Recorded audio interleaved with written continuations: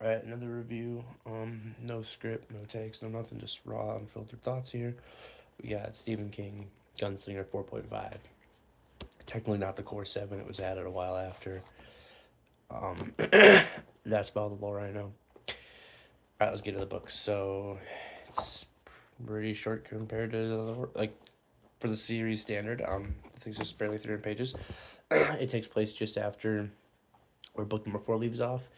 And it's one of those things where, like, obviously, until recently, it wasn't added in. I can see now, having finished book 5 before I write this review, how it it just simply adds more lore. So it's one of those things where people might ask, like, can you skip it or turn into series? I think when you're reading the Dark Tower series, you should either go big or go home. And there's a lot of things you don't have to do, and there's levels to it. Like, there's people do extended reads who say you have to read the talisman in certain books, and it's like, no, you really don't. There are certain ones that add a lot of value though, and this one I think is even a side story. It is in the Core Dark Tower series. It adds lots of cool lore, lots of cool world building.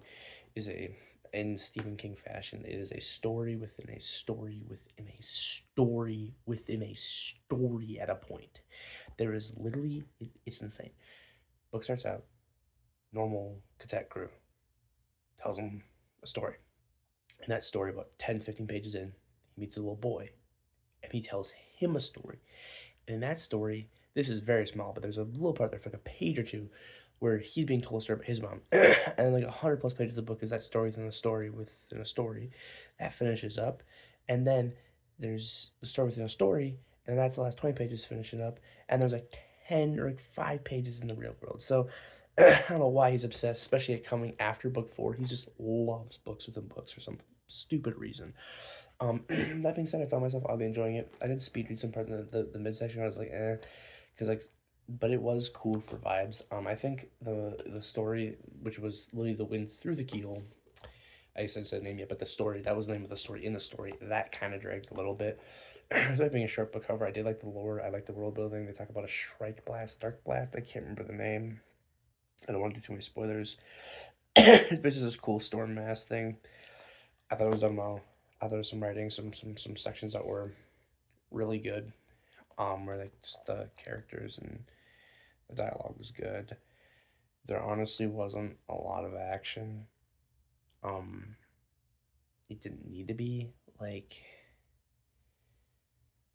there was action, just not maybe the most orthodox. It was definitely good. It went by. I mean, I read it in literally a day. I picked it up and I read it in like 3 hours, and I was done with this thing.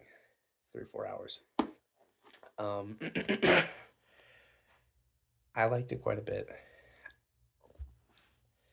As far as like importance, like I said, it's definitely almost like a side story. Hence, it was added after, but it's still really cool the depth they add, and I did enjoy the ride overall. I'd give it like a 7.5 out of 10. It's hard. There were some parts I really liked. Um, but in general, probably one of the weaker entries, maybe a 7.5. I don't know why I rated the original Gunslinger, but I think this was worse. Knowing what I know now, the original Gunslinger had like a lot going for it. It had mass murder of a village, and a dude loves fat women. So like, this is probably a 7 or a 7.5. I can confidently say, unless I am doing a complete return to the tower and really want to go in depth, I don't think I will ever reread this book. It is not bad. It just doesn't add a whole lot to the series. And again, I think it's one that you just read to get the whole experience. It does add some stuff,